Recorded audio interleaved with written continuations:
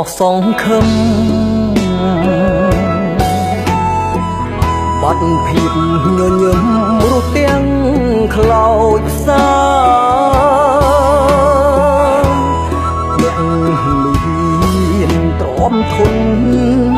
គេងក្នុងវិឡារស់នៅហឺហាខុសគ្នាខ្លាំងម្លេះបនតុងអ្នកណាវាសនាកំណត់ជីវិតជូរចត់កុំសត់ឯកាក្រោមខ្ទមចូលរីមើលធ្លុំវេហារំពឹងទេវតាជួយរំដោះទុកទឹកភ្នែកអ្នកក្រអក្សរមិនចេះរួមគ្មានចំណេះកណ្ដាលលោកកាគ្មានគេគ្មានទ្រាំសល់ពីដូនតាដៃទាំងទ្វេហារួចដោយកំឡាង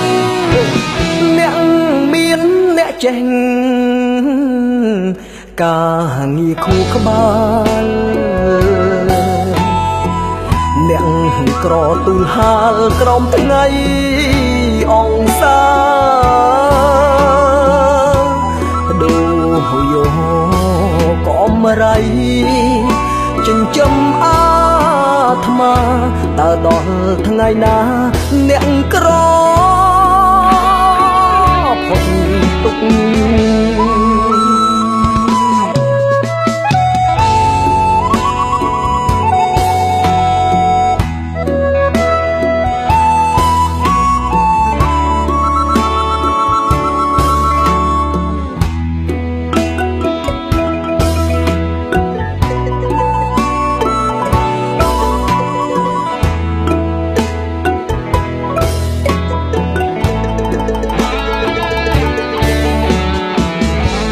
ទឹក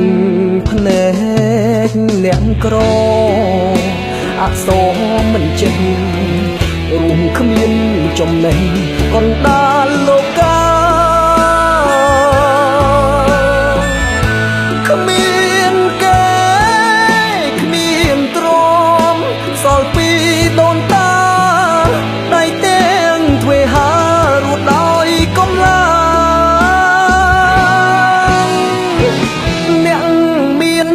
ចេះការងារខួរក្បាលអ្នកក្រទូលហាលក្រោមថ្ងៃអង្សាបដូយោកំរៃចិញ្ចឹមអាត្មាតើដល់ថ្ងៃណា